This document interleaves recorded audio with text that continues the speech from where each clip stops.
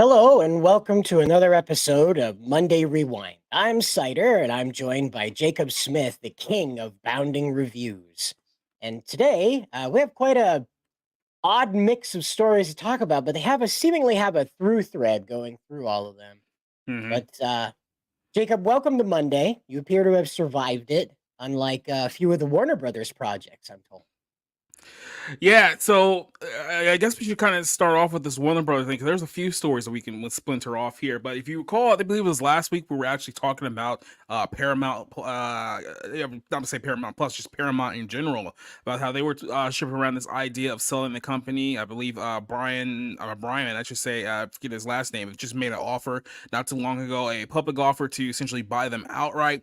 They're having extreme money issues right now, and we just so happen to be talking about Warner Brothers has apparently they've circled around, and all of a sudden they're possibly looking at selling this whole thing again too. So there's two things that are happening here that a lot of people are starting to pay attention to. It seems like that we're reaching a point very, very quickly here. Who knows? It might pop off here in the summer where a lot of these media companies are going to be in great peril here very, very quickly because everyone has been shuffling debt in the industry for several years, and now we're at a point here where it seems like this whole thing's about to come to a head. So now Warner Brothers, who has apparently been making deals with Tom Cruise and Margot Robbie. Obviously, we know the whole deal with James Gunn and a few other people. They're bringing all these people in on big money deals. You think to yourself, aren't they broke? Aren't they like $45 billion into debt? Why would they be doing something like this? Well, apparently they're making these deals because they're trying to essentially stuff the pot, as they like to say, in order to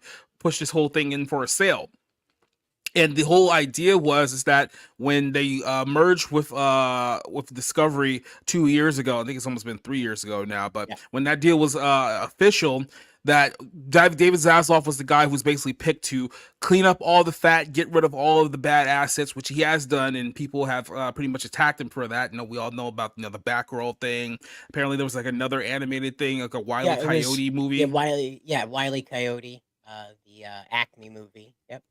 Yep. So he's cutting the fat off all the bad assets, getting rid of as much debt as he possibly can, because apparently he's just trying to take this polished herd of a property here and try to see who's interested in selling this thing or buying this thing for top dollar. I mean, we're looking at essentially a guy quite literally flipping a corporation. Like, the idea of like somebody Yeah, like flipping a buying a house. home and it's Yeah. like a home. Yeah. Now we're doing the same thing with like corporations. This is essentially what we're doing, and there's a lot of questions here. First of all, who can even buy this property if it was to go on sale? You're talking about a company that's been flipping debt now for about 30 years. Like I said, this goes all the way back to Ted Turner and like the Right. pre-Time Warner AOL days, and even then when it went to AT&T, and then we got the whole Discovery deal. This property probably should have just went out of business a long, long time ago, but everyone keeps trying to keep it up because like there's so many properties attached to it. You got TNT, TBS, you had the Atlanta Braves at one point, you have the entire comic of DC Comics that's attached to this. Now you have the entire Discovery library that's attached to this as well. There's so many things going on here, and you ask yourself, if the industry is really in as much financial strain as it currently appears to be, who can even buy this? Is Apple just the only one with enough cash that can say, okay, we'll turn this around for 60-70 billion dollars and see what we can do with it with our cash fund? They could, but outside of that, who else could buy this thing outright, who wouldn't have to leverage any more debt than they already do? And look, we're at the point where I feel Yeah. like I don't want to say default, but I'm starting to get a lot of vibes of 2008. Remember the whole thing with like 2008? I think I even made Yep. this comparison on our Wednesday shows. Like it feels like we're boiling up to yet another Freddie Mae, Fannie Mac type situation where once all the money is gone and then there's no way to like push our debt from one side or another, the whole thing is just going to collapse. And my mental state is like I could only imagine the nightmare of like a Hollywood bailout. Like I can only imagine, like, you thought bailing out the banks were bad. Imagine if we actually got to a point where we're bailing out Hollywood of all people. I mean, Exactly. that one might be even justifiably more outrageous than the bank bailout. Because at least with the banks, you can possibly say that, well, so many people's monies were in the bank. We had no choice but to do so. There's absolutely no justification in trying to save Hollywood at this point. They're going to go down in flames due to their own decision making over the last couple of years. But as we all know, they're very in tune with Washington as well. So this does come down the pike, you are looking at a pretty rough situation here. But before I get to the second part of this, let me just ask you a quick question here. It feels like with Warner Brothers in jeopardy, with Paramount in jeopardy, Disney, we don't really know how bad it is, but there's been speculation that Disney has been on downside ever since FTX collapsed as well. So there's multiple major corporations here that are essentially like a feather away from being broken. You can even throw Sony in there too. Sony's been having a lot of issues. Are we on the cusp of like a duopoly in entertainment right now? I mean, are we at the point where who knows, in a couple of years, maybe it's only Amazon and Apple will be the only two left standing because they're the only ones with the assets who are not just completely floating under? Because it feels like to me that, I don't see how these companies survive the next 5 years. I mean, we could see a lot of them get swallowed up, and I know there's going to be litigation, but I feel like we're reaching a new stage of possibly the end here. What do you look at this whole thing? Well, again, I mean, Hollywood's collapse will be indicative of a greater problem, is the thing. Mm-hmm. Hollywood is tied up with not with the military as well. It's tied up with so many other entities out there. CIA. Right, the CIA. It's also tied up with other foreign governments because we have to buy licensing and pay all sorts of rental fees when we go to China to film Mulan. I was going to Yeah. say Wuhan, but that's a different action movie. But yeah, really, if you see this, this is the thing. Hollywood will get a bailout like the auto industry did. We are going to sit here and we're going to say, oh, it is Americana. There's nothing more American than Hollywood. We can't let the big studios fail. They're too important to the American identity. And then what are you going to watch on TV if all these Hollywood places are out of business, guys? You're going to play video games? And that's the other thing is that video games are tied up into this, as we see here with Rocksteady. Warner Brothers Discovery apparently can afford for now a video games division. So you're going to end up bailing out Rocksteady through the Warner Brothers bailout that the federal government will give them. That's what you're looking at with that bubble explosion. They're not going to clean anything up. Look what happened to all these guys that took the auto industry bailout. You want to tell me any of the Chevys out there, the Dodges out there, are any good? Ford didn't take the money, but somehow it did, around the back corner probably.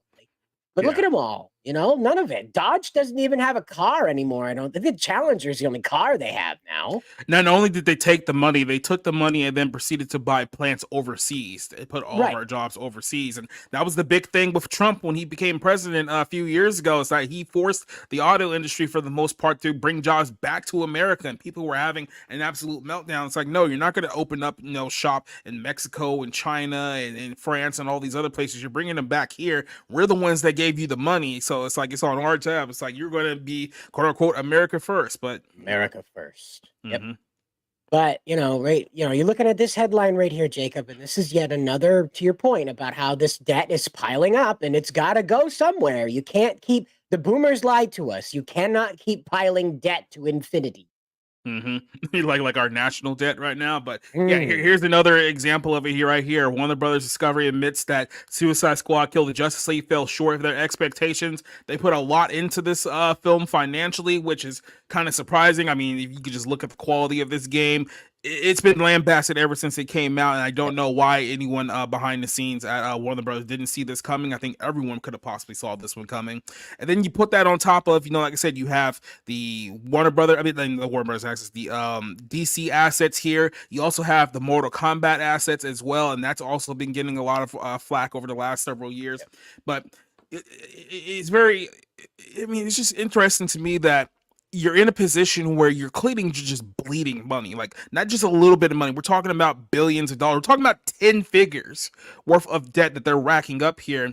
And at no point has anyone ever say, maybe we should go back to pleasing the customers. Maybe that's not a corporate mindset here, but it seems like their only way of getting out of this is that, well, we have to raise more revenue. We have to find some more money out there in order to keep this thing afloat, because otherwise it's going to collapse. And I think we talked about this a little bit last week too, about Warner Brothers is one of the three companies along with Disney and Fox that's talking about creating a sports streaming service to raise more revenue there. Now, you have to start asking yourself the question here.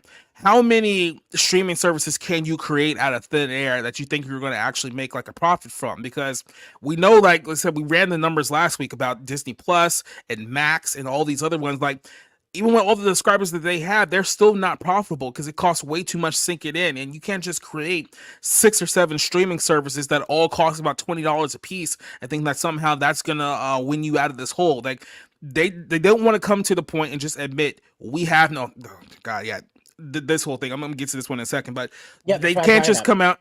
Yeah, they can't just come out and say we have no money. Things are kind of effed up here. They have to keep playing with the shareholders, keep playing with the stockholders, be like, oh no, we'll find some way to get some more money out there because that's their job legally as stockholders. They have to keep finding ways to raise revenue, but with that raising revenue, you're also having raising debt. It's not like, you're raising revenue and all of a sudden your debt's going down. It's like, no, you have to make more debt to make more revenue, which means it literally means that you have to take out more money to make money, and which means that you're not making money. That's what it really comes down to. And then, like I said, Netflix. I mean, $5 billion for Raw. Right. $5 billion for Raw. 5. A show that has been in perpetual decline for over 20 years, a show that only, as of right now, averages about 1.7, 1.8 million people on weekly cable right now. You give this $5 billion, which means that out of that 1.8 people who actually watch the show, you got to somehow convince them, if they don't already have Netflix, to spend $17 to $25 a month just to watch a show that has been in decline for 20 years. And somebody at Netflix thought this was a good idea. Like, keep in mind, WWE tried to go to Fox, got shut down in Fox, got shut down with Comcast. They didn't get a deal there. They tried to, Triple H and Nick Khan literally tried to go to Jeff Bezos and Amazon, negotiate with them. They were shut out on Amazon. They were shut out at Disney. They had no other options. It wasn't like this was like a bidding war where it was like, oh man, this property is so hot, we have to make a big offer for them to entice them to come over here. They had no other offers. They had no other offers. You gave them $5 billion. Again, like I said, like, go ahead. This debt thing, they think they can keep piling the debt to infinity. They think they can keep going. See, this is the trouble with the boomers, is the boomers didn't create anything. They took everything that the greatest generation did, and they made it bigger, and they made it louder. That's all they did. It's essentially, he's a great example of this too. It's the same way that our nation has not only become a debt-based society, but it's the way that we'll just live on credit. We'll just live on credit, and it's like, oh, we'll just put everything on our credit cards, and the next thing you know, we're six figures in credit card debt, and like a 30% interest rate. But it's like, well, if I just put a little bit on it and then just keep spending like recklessly, somehow I'll get out of this hole. And you never actually get out of the hole, which means that at some point you're going to have to declare bankruptcy because you don't have the money to clear out the debt that you currently have right now. Yeah, and I agree, but then again, let's be honest here. How long ago was the Attitude Era? The Attitude Era ended in 2001. It's been 23 years since that happened. So literally, if you were born the day after the Attitude Era ended, you could literally like drink at a bar and like go do whatever you want at the age of 23 years old. At this point, that's how far it's been. It's like, and then they're going to be on Tubi next, possibly. I mean, you got the also. Go ahead. I think that would be the best thing for their identity because WWE is just locked in that Attitude Era. It hasn't been able to really progress even visually beyond that era. So. Yeah, absolutely. Tubi's all about the past stuff, all about the old shows and stuff. Go there, cash in on the nostalgia that's all focused on that space, not Netflix that's trying to make fucking anime. Yeah, and God, that's a whole other Hulu too. Let's not also throw Hulu in the bus. That's Disney thinking that, hey, we can do our own in-house anime. We can be our own Crunchyroll if we want to. It's like, yeah, go after that one. No. Yeah, but I mean, yeah. So something big is going to happen here, and I feel like this is probably the year that's going to happen. If not this year, certainly next year, something is going to jump off where it's going to cause like a breaking point. Because, like I said, these companies, they clearly do not have any money, but they can't come out and publicly say that because they know that would be a nightmare for shareholders. Their stock price will plummet, and they would probably be even further in debt than they are now. So they have no choice but to kayfabe this whole entire situation.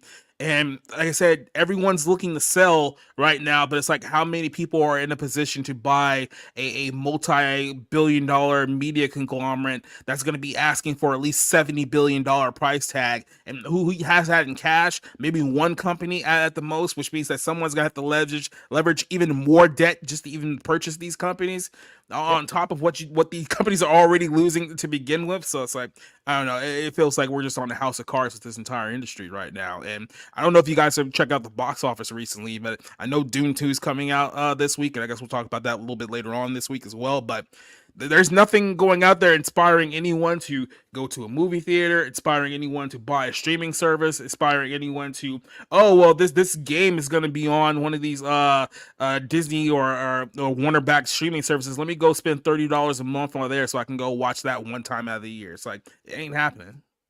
Right. And again, like they're looking at this from the wrong angle. Like Beyond Rad points out here, I think Hollywood will die by being greedy and trying to beat Netflix streaming services. Mm-hmm. And that's what it is. The smartest thing they could have done is gone to Netflix and say, we want a category exclusive. We want a big blue button on your menu that says Disney. And from there, we want our own drop down that does all of our Disney Kids, Disney Sports, whatever, and been their own little box on Netflix. And that would have saved them billions of dollars, 120 billion probably, as they lost in 2022. Mm-hmm. And you I know want what's to reiterate hilarious? that. Let's just Disney lost 120 billion dollars in 2022. Okay, That's American. Gross, that's not yen. Right. That's the gross domestic product of an Eastern European nation. Okay. Yeah. And keep in mind, 5 years ago, off the heels of Endgame, they thought they were too big to fail. Like, yes. Remember when they went to war with the state of Florida about 2 or 3 years ago? They thought that their brand was so significant that nothing that they can do can sabotage that brand. Here we are 2 years later, and they found out the hard way. But I mean, I said, trying to understand this from a common sense perspective, you can't. You actually can't comprehend the decision that they're making here. But I just want to go back to the debt aspect of this just real quick before we move on to the other topic. Is that, like you just mentioned there, they lost $120 billion because they're trying to follow the Netflix model. Keep in mind, Netflix for the last 10 years have been operating under debt. They have been taking money out to create content to justify the streaming service, even though they have the largest streaming service in the world as it is. They're still, like, I think there's about 15 billion in debt still, but they have to keep continuously pumping out more money for more content. So they'll spend $200 million for this TV series or $200 million for this movie, and it's like over and over and over again. So they're all chasing Netflix, who's at the top, but even they're still in the red when everything's all said and done. So no one, at least had the common sense to think about, hey, we're chasing someone who's already losing. Maybe we try a different strategy. And then last point too, you mentioned about, hey, Disney could have just went to Netflix and did a streaming service deal where, hey, you can use our content on your app. Everyone wanted to create their own Netflix, and then when they started losing so much money, like Warner Brothers did, all of a sudden Warner Brothers was like, hey guys, you want to start showing those DCEU movies on Netflix because we really need the money, so we'll license these movies out to you, even though the entire purpose of creating these films so that we can have them on our own streaming service, Max, but we can't afford to do that anymore because we're losing too much money. Zaslav's pulling an Iger. I mean, I would even call it pulling an Iger because I think if we're being honest with ourselves here, we heard the rumors about Warner Brothers selling like right after the merger was confirmed, like almost like 2 months afterwards. We're talking about, oh, we might flip this over again, even though they kind of denied it, but now we're seeing that that's the reality. But I think he, like I say, he was specifically bought in to clean out all of the bad assets, cut down as much debt and fat out of the company as he could to essentially repolish it so that it can be sold again to another company. And like I said, I don't know who is going to buy it at this point because I don't know if you looked at the economy recently. We're not doing too great at the moment. So there's only going to be a handful of people even in the running, but it is what it is. This is kind of the plan that they're going with. So if the entire industry goes down with them, I mean, hey, what more can you say? Pain, really, pain, and that's what we're looking at, and Disney again. They've become so desperate here They've decided Disney Plus will be simulcasting an incredibly niche style of anime. Like Power Rangers is not a brand anymore. I don't know if you guys know this or not, but Yeah. Hasbro has pulled most of the firings at Hasbro had to do with Power Rangers. The new guy running it hates the brand. Done. Gone. Okay. Even that 30th anniversary with the weird suits, yeah, didn't get an action figure line. Thank goodness, but didn't get an action figure line. So there's no 30th anniversary action figure line. Okay. So Disney, with their bright minds, they go, oh, yes, Power Rangers is so popular because it's 1993 in their head. And they've decided to simulcast a tokusatsu centered anime called Loser Ranger, Reject Ranger, really, but it's Loser Ranger in Japan. They've decided to rename it for American audiences so they don't hurt their little fifis. But I'm sorry, I just don't know many American audiences that are going to be down for this as a mainstream product. They act like this is still like 1994, and like the Right. industry is like super hot for like a Power Rangers clone. So it's like, oh, what else can we do? VR Troopers, Beetleborgs, or what else can we do up there? It's like, oh yeah, we'll run with this. Like this is probably a good idea 30 years ago when Power Rangers was red hot. Not so much now. Look, Disney owned Power Rangers in 2003, 2004. They owned Power Rangers. That would have been the time to start making Power Ranger anime. Yeah. Really. But now this in Japan again, this is not a straight on show. This is meant to parody Super Sentai. And if you're familiar with that, that's their version of Power Rangers, where the footage in Power Rangers comes from. So this is a parody series that Disney Plus is saying we're going to introduce to American audiences that don't understand Power Rangers to begin with, haven't had Power Rangers on their dinner plate for over like 3 years now as a mainstream product, not a little niche thing hiding on Netflix. And now they're going to try this. It's amazing. It's amazing. This is what happens when you create content before you actually have an audience. Right. And then, but then again, like I said, we're talking about a company here that's clearly panicking and that's clearly trying to throw as much into the wall as they possibly can because they know they need a big franchise hit. And the two properties they spent the absolute most money on over the last 10, 15 years have been Marvel and Star Wars. And both of those brands are currently in the mud. So they need something else to inspire people to be like, we need that one money-making brand out there. Instead of asking the question, how do we screw up with two massive money-making brands and we screw them both up in a 10-year period? And somehow no one's been fired yet. And this is it, right? They're so desperate they're bringing back the amalgam comics, but they've had to go through and make sure that certain people who did awful and terrible things, and these are real awful and terrible things, are not included in the amalgam reprints. We don't have to say allegedly with these. These people have been convicted. Correct. These are convicted child abusers. So regardless, this guy will not be featured in this. Okay. Now that's Gerard Jones will not be featured in the reprints of the amalgam comics. If you're not familiar, I don't think amalgam has been reprinted for almost 30 years now, at least 20. Okay. And so like a full run of the amalgams, not just what was released earlier this year of the JLA. This should be last year with the poor comic book artist. He passed away. That poor fella. A real nice fellow there. He did the Fantastic Four, and he was just a man, I know you're talking about, but I'm blanking on his name. Right. Yeah. But again, like they only released the JLA Avengers on a limited 7,000 print run to honor him, his contribution. They didn't do the whole amalgam. The whole amalgam's coming out now, but they have to censor it. Rightfully so. But this is what the question I have to ask, right? Is the guys that contributed to the stories that this guy drew now don't have their stuff part of the amalgam re-releases. Yeah. And I just, when it was brought to my attention that Miracle Man writer Alan Moore requested to have his name removed from the Miracle Man titles. So now he just says Miracle Man by the author. That's all it says. It doesn't say Alan Moore anymore. So I wonder if maybe they could get away with taking Gerard Jones off the credit line and just put the artist in there and then cut him out of the royalties of the reprints. I mean, I can't imagine that DC and these guys don't have a contract that says, hey, man, if you go out and you bring like shame onto the brand, you're done. We're not even going to bother mentioning your name. Don't expect royalties. Bye.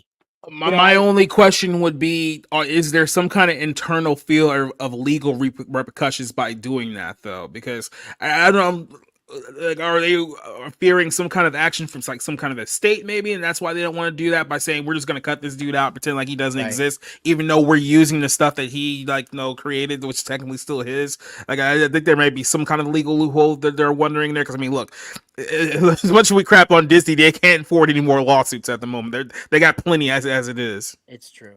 The eccentric banana asks, "Is there a demand for this reprint?" Yes, there are quite a few fans of what Amalgam set out to do, if you will. The Mm-hmm. spirit of Amalgam. For instance, we had crossovers with the Punisher and Batman that are pretty iconic, and it's not necessarily Batman. I think it's Azrael that he's with, not Batman. Batman.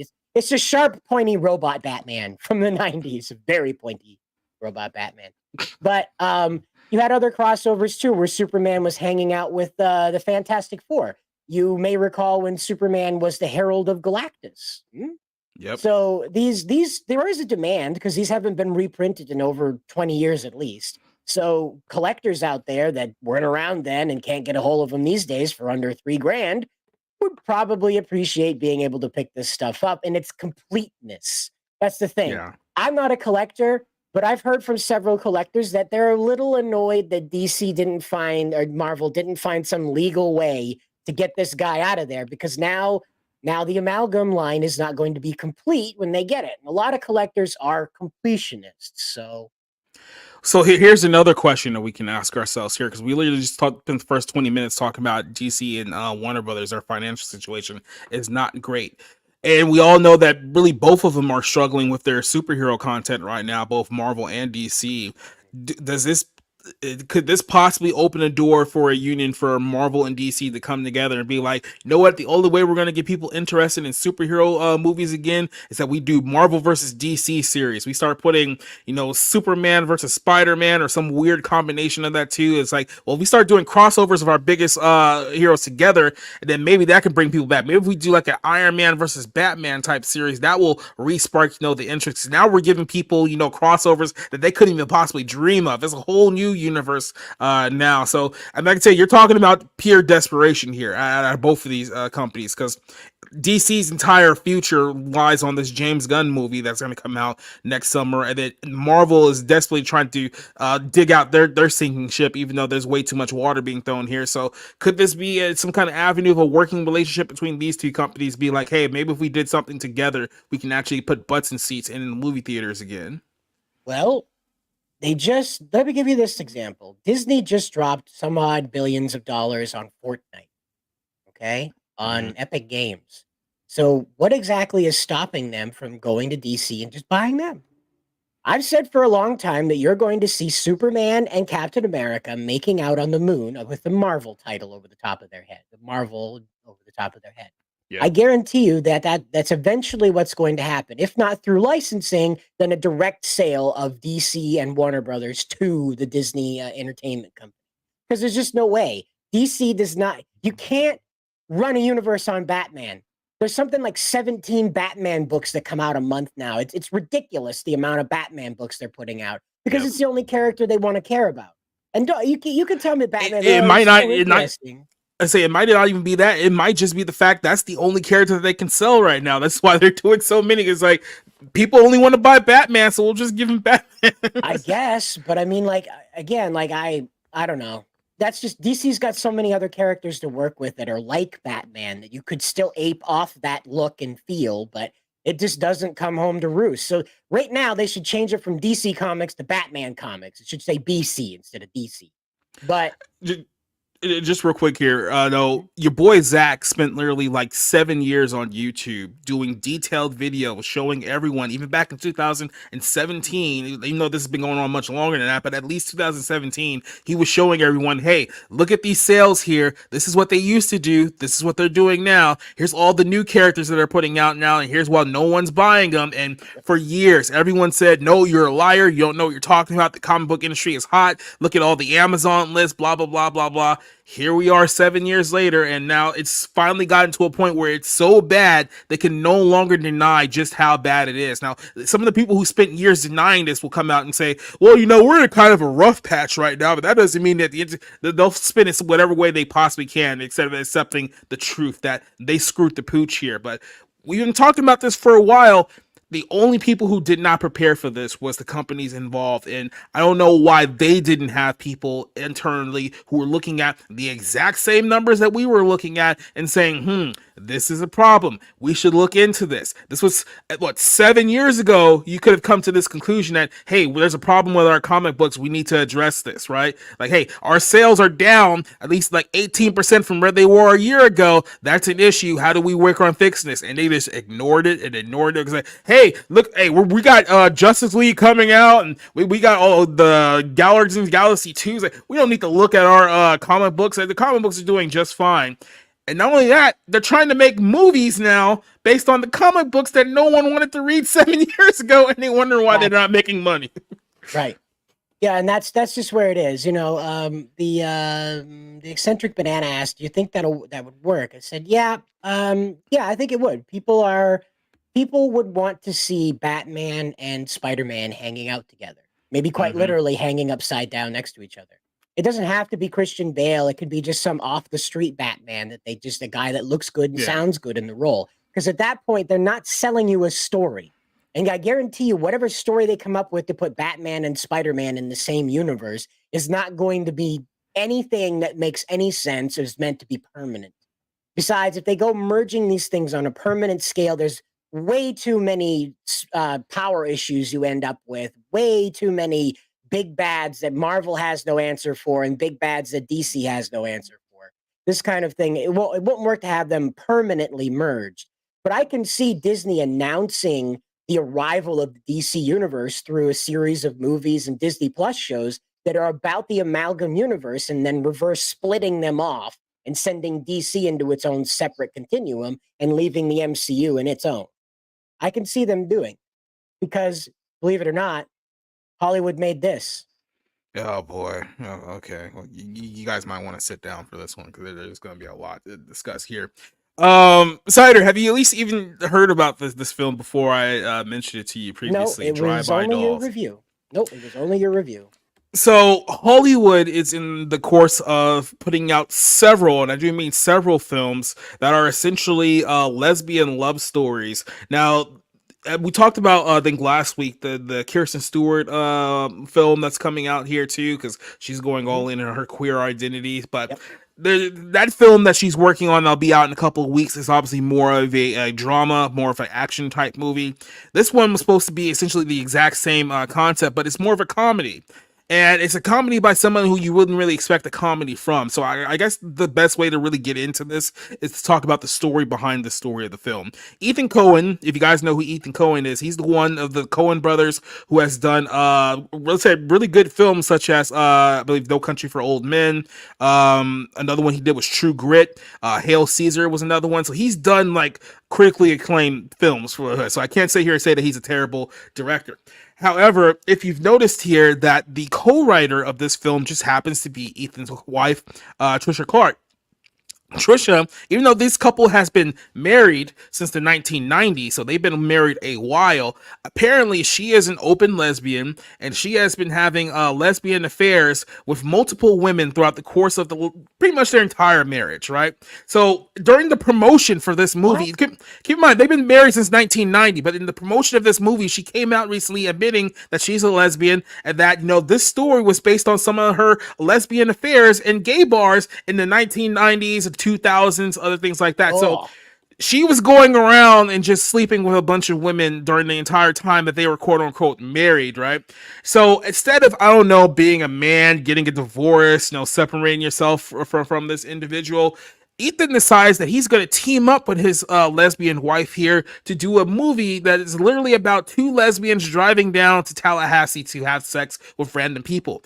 And that's the entire movie. There is no plot to this film. So for those of you guys who think that I'm being short with this movie, you have Margaret Qualley here, who's the one on the right, and then Grenadine Nathan, I believe is her name. This very complicated last name. We'll talk about her in a minute too, because she actually comes back up in the Thunderbolts story. So hold on to her later on. Boy.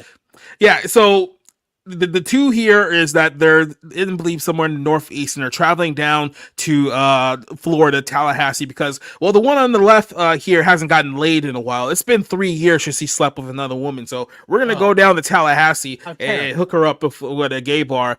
And literally the entire plot is that the plot, keep in mind, is that they accidentally take the wrong car, a wrong rental car, which has a briefcase in it. And they have these two mobsters who want the briefcase, so they're following the two girls pretty much around, the entire southeast of America. They retrieve this briefcase. We don't know what it is. We don't know what the plot is. All we know is that they got something that the girls have that they want back, and that's pretty much the whole thing. In between all of this, the girls are basically just going from one start to another, when they're just randomly the whole movie is them either talking about sex, having sex Wow. with other women, or referring to sex, and that's the entire dialogue for the whole movie. So keep in mind, you're trying to convince people that, oh no, lesbian relationships or gay relationships, they're just as normal as heterosexual relationships. Well, people who are in heterosexual relationships actually have conversations that don't involve sex 24/7, right? But in the course of this film, everything is just about sex. Everything is about, carpet munching and blah blah blah. And like I said, it gets pretty explicit because it's a Hollywood movie. Why wouldn't it, and whatnot? We didn't spend keep in mind, this is an 84-minute movie, so this isn't even a long movie. 20 minutes of this film is like these weird psychedelic flashback scenes with Miley Cyrus. And I'm not saying that, no, this is a caricature of Miley Cyrus. No, it's actually Miley Cyrus, and it's these weird 70s, like, psychedelic drug type, LSD scenes that are happening here. We're giving no context to why these scenes are happening. They just keep appearing like every 20 minutes. We find out that the reason why all this is happening because Matt Damon, who is also in the movie for like 5 minutes, but obviously this was a buddy favor for him. He's in the film. He's supposed to be running for senator, but apparently back in the 1960s or 70s, he had sex with Miley Cyrus, who for some reason made a penis cast of him to make a sex toy out of. And because he's so embarrassed by this reality, he literally got the only remaining replicas of this penis cast, which are dildos that are in the briefcase that he's trying to get back from the two girls. So that's the whole point of the movie. The mobsters are literally trying to retrieve a box full of dildos in order to protect Senator Matt Damon from his re-election campaign. Now, of course, the obvious question to this would be, how would anyone know that it's his penis to begin with? Why would he so be full that somehow he slept with some girl in 1970? He has to retrieve a penis case 50 years later. How does that make any sense whatsoever? The answer is it doesn't. Nothing about this film makes any sense whatsoever. This is just their excuse to say, hey, we got lesbian representation in the movie. Isn't this great? No, no, it's not. Not at all. It's painful and dumb, and I feel stupider having Mm-hmm. come to understand what even happened in the movie. Not the plot, not what exactly the sequence of events, because quite clearly that didn't even matter to the people who made it. Yeah. Yeah. So like I said, you're going to see a lot of these here in 2024. So there'll be quite a few here. It gets worse because there's actually more details here. Margaret Qualley, who, keep in mind, her mother is Andy McDowell, who's from South Carolina. So it's safe to say that she's been raised understanding what a Southern accent is. Mhm. The Southern accent she gives in this movie borders on Foghorn Leghorn in terms of believability. And she talks like that through the entire film, to the point where you just want to say, why are you talking like that? That's clearly not your real voice. But once again, who knows? Who cares? Her whole thing is that she's like the spunky, cool lesbian who just like sleeps with a bunch of women, and that's her whole thing. While this one right here, the other one has no personality whatsoever. She's the basic bitch of lesbians in the course of this film, and this is another problem with this movie. Not just this movie, all Hollywood movies that we've seen over the last few years is that they mistake sexual ideology, sexual identity, I should say, as a character, as personality. So it's like, what is it about this character that makes them interesting? Are they a loose cannon? Are they more calm and demeanored? Do they get along with people? Do they hate everyone? Are they kind of a psychopath? These are type of things that actually make for interesting characters, especially when they interact with other characters in your film. These two don't actually have any characters whatsoever. They're just lesbians. And the filmmakers think that, well, hey, we're just putting lesbians on the screen, so you guys are going to identify with this, and that's going to make a good movie. No, it doesn't. No, it doesn't. Well, see, again, this is the old problem with Western media is that they have this idea that unless they tell you and remind you explicitly that these characters are gay, you will not know that. And you must Hmm. know this because apparently, if you don't know this, they're not doing their jobs. There's no representation. Despite the fact that you walk down the street and pass the average gay person, I say average, not your extreme folks that want to get noticed. You'll pass an average gay person and they're going to be dressed like you. They're going to be going through their day, that kind of thing. And that, you can't unless you have gaydar, I guess you'd know they were there. But Yeah, Hollywood wants you to believe that there's just people walking down the streets just like, I'm gay. Not, nope, nope, don't clip that. Don't clip that. But that's too late. that's what they think Hollywood is doing. Excuse me, real life is doing. Real life is going out there and just declaring all the time what your sexuality is, what you're up to with it, going on these great adventures for sex and all this crazy stuff. You see, it's the old frat movie that they're trying to flip here, Jacob. I'm sure you're Hmm. aware of this. This is the old. We got to get our buddy laid because he's going to go to college, and he's going to go to college a virgin, and so we've got to get him laid before he goes to college. There are a ton of those in the late '70s, early '80s. B movies deluxe, just to show a bunch of gals and they're in like 23, 24 years old who are top heavy, taking off their tops. Just a bunch of those movies that came out, We and watched a that's couple of them. yeah, on Jacob's channel, yeah, censorship included. But Yeah. the thing is that that's what this movie's trying to do. It's trying to take that that male brotherhood sort of thing, the hazing ritual of making sure your buddy doesn't go to college a virgin or get married a virgin, that kind of thing, or got to make sure that that bachelor party is the greatest thing ever. That's what that's the Hangover was trying to create the best bachelor party ever, and they all ended up on Quaaludes Hmm. running around Vegas. So this whole thing is just an attempt to ape that. But the problem is that it falls flat because women don't do these things. Well, not It's only not what that, they do. like I said, there's so many layers to just how bad the story is. Because at the end of the day, this is once again another self-insert movie. Because the writer, Ethan Cohen's wife, is the co-writer, and let's be honest, pretty much co-directed this whole thing as well. And we know for a fact, based on what she said, that this movie is based on her experiences in gay bars during the 1990s. So essentially, she used these two characters to tell her life story. And like I said, these people cannot separate the fact that, hey, look, the reason why you guys create like science fiction and action and why you create like all these alternate stories is that your life is not interesting. Nobody Right. wants to hear about what happened in your life in the 1990s, right?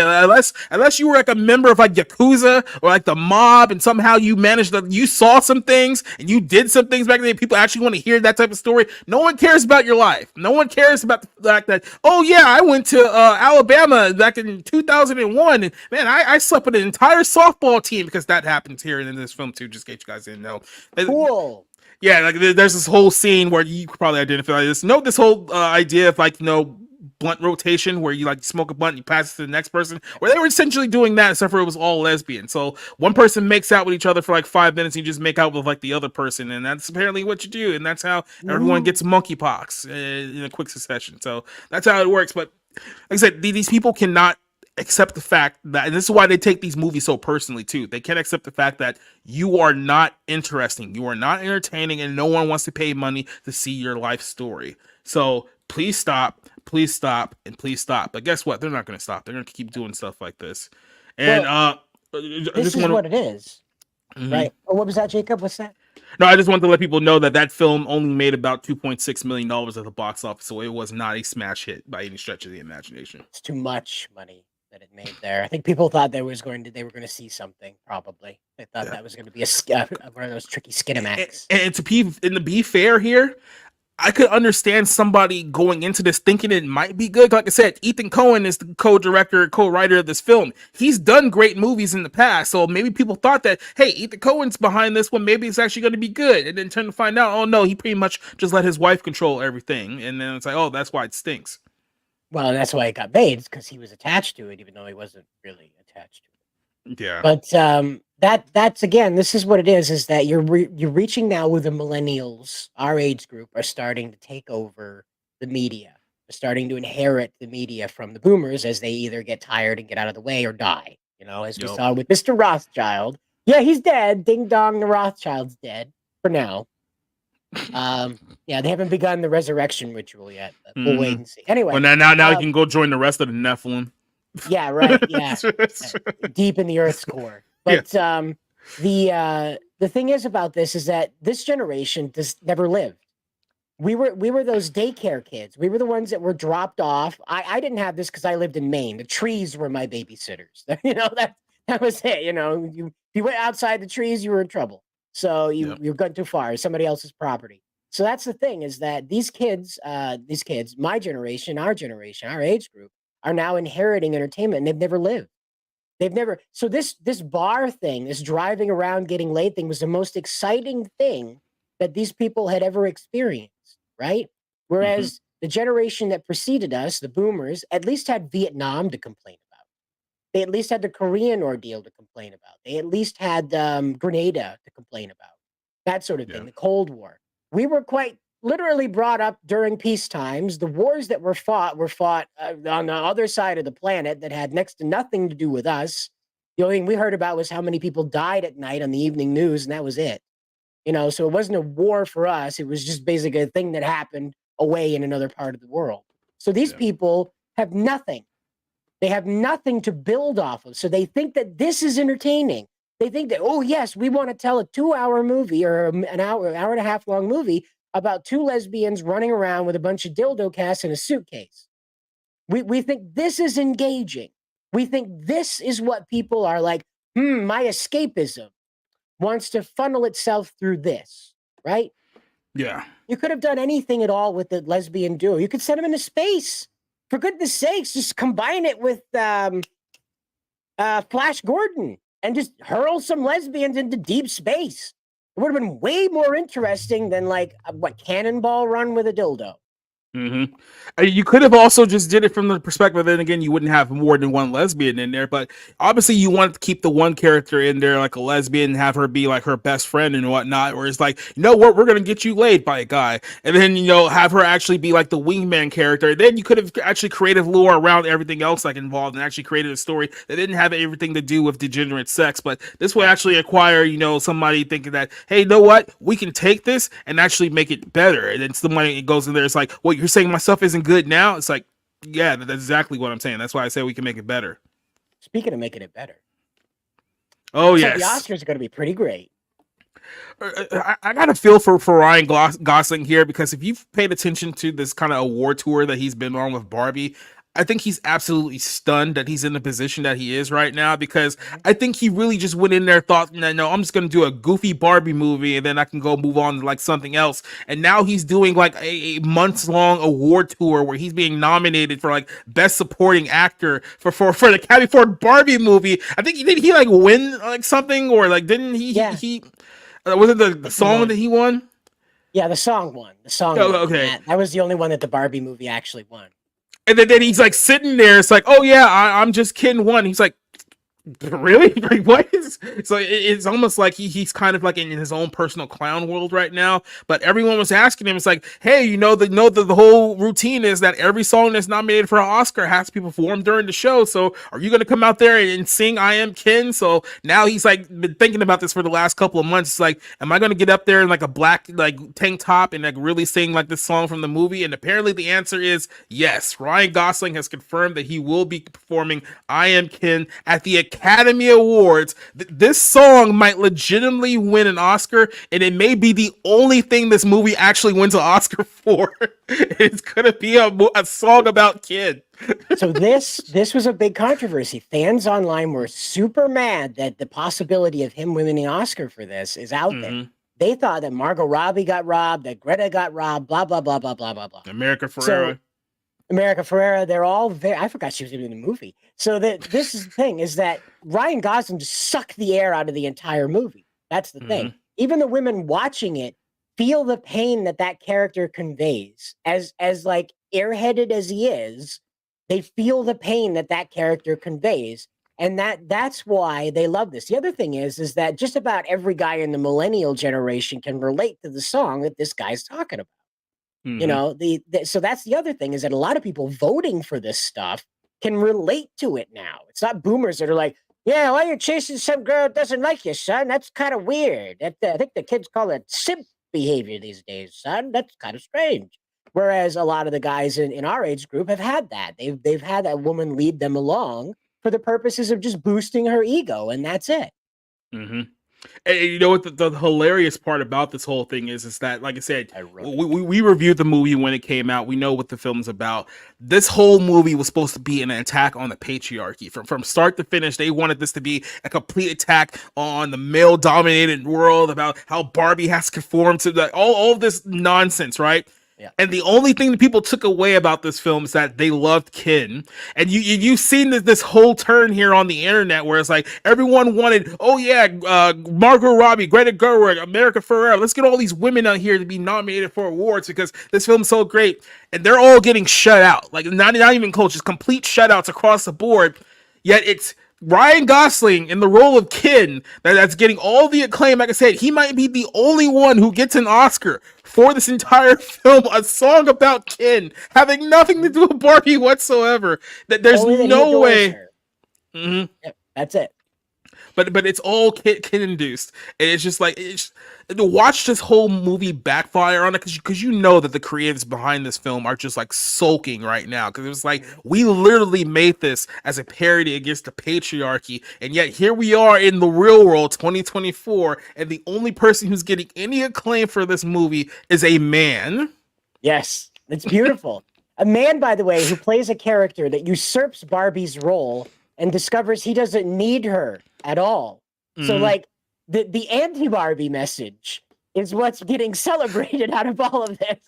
You know what this is like? You know what this is like? It's like when you're playing Modern Warfare and like one of the enemy players has a javelin and it fires it up in the air and it swooshes around and it comes back and kills him. That's essentially what's happened. That's what Greta Gerwig did. Yep. Yeah. The kicker is that apparently her husband wrote most of the script and she oversaw it. She was like dictating and changing. So basically he's like, I'll fix you, you stingy bitch. Yeah. You. And he just put like this like gold. Do you remember that gif of the guy playing the piano and the piano's on fire? That's the songwriter writing, just Ken, like, we'll fix these feminists. So here we are. Could arguably be 2 weeks away from Ryan Gosling standing on the Academy Awards stage, receiving an Oscar in his hand about a song called I Am Ken. I want to tell you, God is real if that happens, okay? Yes. I'm not going to bet it. I'm not going to guarantee it, okay? But that's proof that the hand of God came down and said, I'm going to teach you a lesson now. No, as a good friend says, this doesn't only prove that God is real, but he has a sense of humor. Right, he has a sense of humor. Yes, exactly. Like, oh, this is going to be a great night. Like I said, being objective here, I don't understand how any of these people got nominated in the first place, but the fact that this is going to be the only thing that actually wins an Academy Award, I'm all in for it. I've completely flipped on Team Ken now, so here we go. So welcome aboard. So the thing is that this is going to prompt Mattel to try and create a Kenverse now. They're going to try and make Ken a boy toy. Excuse me, I phrased that wrong. They're going to try and make the Ken dolls into like G.I. Joes, Max Steel, these characters that Ken otherwise would not be playing. You see, he'd be his own divorced intellectual property. I highly suspect that you're going to see Ken like on this journey where because Barbie's like on this dimensional nexus. Barbie Land is like some dimensional nexus. They never really explain how you get back and forth. You just wear heels and neon and roller skate in and out of Barbie Land, whatever. But the thing is I can just see Ken and he's like standing at the sidewalk and he's like lacing up his neon things. Like ahead of him is like this that last scene at the end of Flash where like all these worlds are colliding together, and then there's like Barney, all the Mattel characters like I love you, you love me, and stuff like that. Here's the thing: this is going to sound like a completely radical idea, but announce Ryan Gosling is back as Ken, do a Ken solo movie, make Michael Bay the director. I guarantee you this would make more money than Barbie did. Can you imagine just all the men in the theater for this film? Make Michael Bay the director and put Ryan Reynolds as the writer. Mhm. So you just got all the low Yep. random guys in one spot, you know? Oh yeah. I mean, like I said, this could quite possibly be one of the most hilarious backfires in cinematic history. Like Absolutely. it's so. There you go. Ken at the Oscars, ladies and gentlemen. Let's keep that Ken energy up high for the next show here. That's right. Keep the energy up. That's right. But we've come to the end of the show now. And Jacob, you have a show this week. Last week you were talking to Spencer about faith, and that was quite interesting. I sat through quite a bit of it. I had to cook dinner, so I ended up missing the tail end of it. But that Hmm. was a very, very, very deep conversation for YouTube. I Oh was yeah. really not prepared for you guys to go that deep on this. That if you haven't checked it out, please feel free to go over to Jacob's channel at Society Reviews and check out the Bible Lens podcast this week, as well as last week, where we interviewed BIC editor in chief Spencer Bakuli on what he believes and doesn't. Yep, and part two, we're gonna be having that later tonight. It'll be at 8:15. We're gonna start a little bit later tonight, but yeah, 8:15 Eastern time tonight. We're gonna have part two. And if you thought we got pretty deep last week, we might get even deeper this week. So yeah. There's a part two to it. Yep. And Oh yeah. also on Tuesday nights, there is the Barroom podcast over on Jacob's channel. I'm sorry I haven't checked out the topics. What are they this week? I don't think have I announced all the topics yet this week. Oh, you had to Oh show yeah, us. no, That's all I I saw. did. I did. So let me actually pull this up just here, just real quick, because I completely forgot to have this up when I was supposed to. It's fine. Yeah. So the topics tonight, we're gonna be talking about Anna de Armas's a ballerina movie, which is the female John Wick spinoff, delayed for a year, and they're saying that apparently they're going to add more action scenes to the movie. This movie is supposed to come out in 3 months, so now Hold all on, of a wait. sudden. There was a spin-off of John Wick that needs more action? That's what they're saying. That's what they're saying allegedly. No one wants to come out and say that these are massive reshoots, but they're coming out and say, "Oh, we're just going to add more action scenes to them," and it just so happens it's going to take a full year for that to actually occur. So yeah, we'll talk about that That's a whole tomorrow new night. movie. That's a kind of a whole new movie. We obviously spent the first 20 minutes of the show talking about the threats to Hollywood internally. We're going to talk a little bit more about how AI is probably going to end up crashing this whole thing out too, because the Sora AI thing has everyone panicking internally in Hollywood right now. We'll talk about that. We'll talk a little bit more about the Paramount Warner situation as well, and then Lily Gladstone, who could possibly win Best Actress in the Academy Awards and here in a couple of weeks, came out and recently said that the Kansas City Chiefs and the San Francisco 49ers are both problematic to Native American people.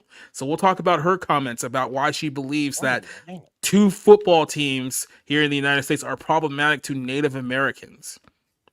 Like, Interesting. like, does she know like what the 49ers like represent? Like they're gold miners in California. That's kind of the whole basis of the name, the 49ers, and they're in San Francisco. I don't see how that's somehow bigoted against Native American people. Well, I don't know. We'll talk about that tomorrow night. And then, of course, real quick, Friday night, we're going to be talking about Dune 2. And I'm hoping to have some special guests join us for that whole thing, because it could be the biggest movie of the year. I know a lot of people are saying rave reviews about it. I'm going to be honest with you. I saw the first movie and I did not like it. I'm one of the few people who was like, you know what? This just feels like a 2.5 hour commercial for a movie that I'm probably not going to see for another 3 years. And here we are 3 years later and the movie's finally coming out. So maybe you'll get a differing opinion about Dune 2 once it releases this Friday night. So we'll see. Right. And make sure you come back here on Wednesday for 01. That's the show we do here where we talk about the problems in Hollywood and then blow them up with a space laser. Also, we are working on Tokyo Happy Hour. That'll be taking over the Thursday slot for Sky Talker. It'll be, of course, Tokyo Happy Hour, anime focused, as well as Japanese culture and Japanese news. Not the deep stuff like what the weather is and what the hardline politics is. I'm mostly interested in discussing that ESG is leaving the country and what's being done to make up the gap that it's leaving behind. And I'm looking to have Nerdigans on as the co-host, co-pilot to this. So let us know what you think about that down in the comments below. And as well, we'll hope to catch you on that this week. But again, it might not fit in Nerdigan's schedule this week, but it'll be in the future. Don't worry about If we have to viciously bully Nerdigans to do this show, we will, and I will help you. it. Okay. Well, you heard it here. There's two of us and one of her. So Yeah, she still and has she's a woman, better odds. and she's But a woman, so sure, like she has no chance. that's true. Okay. Well, anyway, we'll catch you in the next one. Feel free to check us out next Monday as we do a recap. This show is to recap what happened through the weekend, Friday, news that didn't quite make it to the YouTube channel and may not have made it across your dashboard. So we'll see you next week, same time, same place. And until then, try not to end up in a lesbian movie.